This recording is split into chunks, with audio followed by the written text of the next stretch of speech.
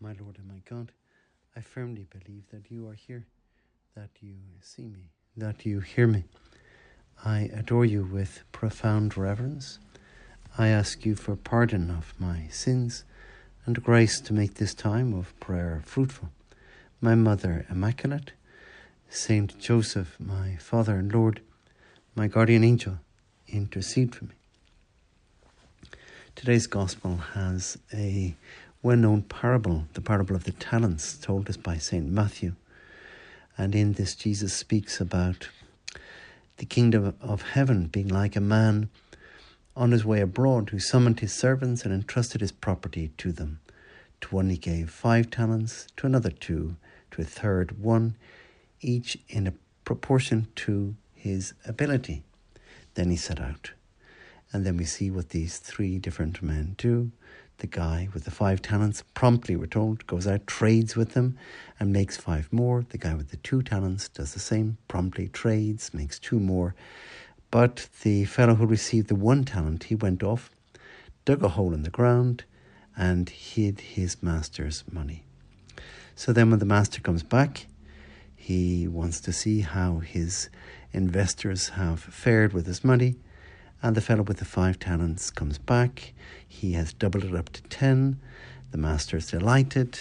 The fellow with the 2 talents, he's also doubled the money up to 4.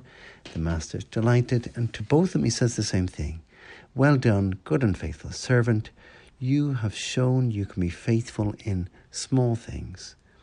I will trust you with greater. Come and join in your master's happiness. But then the fellow with the 1 talent comes along, and he is no prophet, rather he's got a story to tell, an excuse.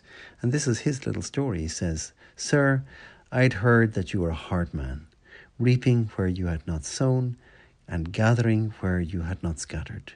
So I was afraid. And I went off and hid your talent in the ground. Here it is, it was yours, you have it back. That doesn't go down very well with the master. He calls him a wicked and lazy servant, and he doesn't end up very well. It's a long parable, but I think it's a very important one. We could ask ourselves, ask Jesus in this time of prayer, Jesus, what do you want to teach me through this parable? What is it saying to me? And I think it is about our fundamental attitude to our whole life. How we look upon the unknown number of years that God our Father has given us for our time on this earth. Now, we could look on this time on earth that you and I have, we're sharing, and we can look at it in 2 possible ways. Either, on the one hand, we can look at it like the fearful servant, essentially afraid of life, afraid of making mistakes, afraid of what might go wrong, afraid of the unknown, afraid of suffering. So we bury it all and we avoid all risk. This man's motto is what he says, I was afraid. I was afraid of making mistakes. I was afraid of things that would go wrong. I was afraid of the unknown. I was afraid above all of suffering. So I want to avoid that by hiding their talent in the ground. Or, on the other hand, we could look on this life, this period, these days, weeks, months, years that we have on this earth, rather as a God-given adventure in which we can do great things, where we can see the talents that God has given me, in the same way that the entrepreneur looks on his money. The entrepreneur has a certain amount of money to begin with. Maybe he borrows it or he's inherited it or whatever, he's made it. But he takes that money and he sees, I can trade with this. I could create a business. I can create jobs. I can create wealth. I can do so much with this money that I have now. In other words, he sees all these possibilities way beyond just the money in the palm of his hand or in his bank account. A very creative kind of attitude to what he has, his possessions, his talents. They're the kind of men and women described by Winston Churchill, who was a great man himself, a very daring man. And he described this way of acting this way: caring more than others think is wise, risking more than others think is safe, dreaming more than others think is practical, expecting more than others think is possible. That's the kind of daring, adventurous mindset that we find in those kind of people, and that God really praises in this parable. Not just the entrepreneur, but the kind of person, boy or girl, student or grown-up, older person, that approaches life in the kind of daring kind of way. These days, in the Northern Hemisphere at least, are days when the summer holidays sadly have come to a close. Children are returning to school, university students are returning to college, men and women are back to their normal work schedule. And so the excitement of the holidays, maybe foreign travel, all these things, has been replaced by what could be seen as boring, ordinary life.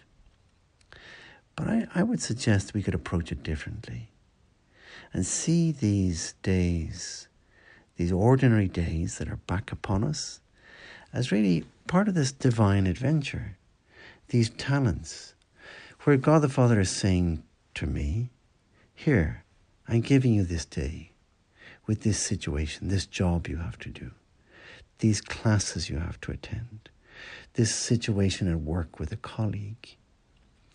And God is saying, look, I've given you the talents to face up to this situation and make it very fruitful. In other words, don't be afraid. How often we hear that actually in the gospel? I don't know. It's a whole lot of times. Do not be afraid, from Jesus and from angels and all kinds of people saying, do not be afraid. Fear is in a sense, it's a great problem. It's a great obstacle for us. And we might approach even these days of back to work, back to ordinary things, kind of fearfully. Like that guy, the one-talent guy. Okay, just bury it, not get into too much trouble. Avoid suffering, avoid effort. But God is saying, don't be like that. I've created you for more than that. You are capable of much more than that. Don't bury the talent with the motto, I am afraid. Rather, I should say, God, you have given me the ability to confront this situation, to trade with it, to make it very fruitful in the short term, but especially in the long term, and in the ultimate, the longest term, which is fruitful in heaven. But perhaps I need to be a bit more daring. Somebody said, Eleanor Roosevelt said, every day do something you find dangerous. Do something that makes you afraid. Interesting. So perhaps I need to be more daring with these things. These things now, certainly, especially those of us in the Northern Hemisphere, these things, these kind of new challenges that I face. Lord, help me not to face them fearfully, but rather to approach them with courage. The kind of courage that the saints have always shown. I mean, not just the martyrs and so on, the great courage facing lions and this kind of thing, facing martyrdom, but rather this courage of facing in today. I get up in the morning, I make a morning offering, I offer this day to God, and then I approach it as the 5-talent man and the 2-talent man. I'm going to trade with this. I'm going to make this fruitful. I'm going to make this day a fruitful day. It's difficult, sure. Trading must be difficult for a trader. Sure, it's challenging, even a little bit worrying, and can leave us a little bit anxious. But I'm going to trade with this day. And I'm going to make this valuable, again, in the short term and the long term. And that with the grace of God, someday, God the Father will say to me, personally, congratulating me, with the words that we hear in today's gospel. Well done, good and faithful servant. You have shown you can be faithful in small things. I will entrust you with greater. Come and join in your Master's happiness. I give you thanks, my God, for the good resolutions, affections, and inspirations you have communicated to me in this meditation. I ask you for help to put them into effect. My Mother Immaculate, Saint Joseph, my Father and Lord, my guardian angel, intercede for me.